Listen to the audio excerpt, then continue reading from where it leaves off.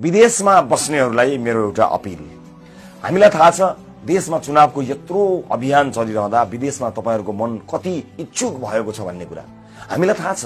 विदेशमा रगत पसिना बगाएर कमाएको पैसा र त्यसबाट पठाएर चलेको देशको अर्थतन्त्र, त्यसमा आफ्नो मतदानको अधिकार नपाउँदा कस्तो हुन्छ भन्ने बाध्यताले आफ्नो क्षेत्रमा नभएका कारणले मतदातालाई निर्वाचनदेखि अलग गरिनु कदापि देश हितमा छैन।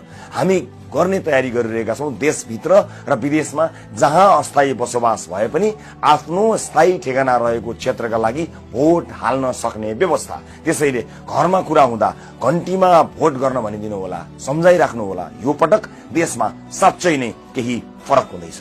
तपाई देशभित्र भएर पनि आफ्नो निर्वाचन क्षेत्रमा जान नपाएर भोट हाल्न नपाउने हुनुभएको छ भने गाउँघरका साथीभाइ, आफन्त, परिवार सबैलाई घण्टीमा भोट हाल्न भनिदिनुस् है।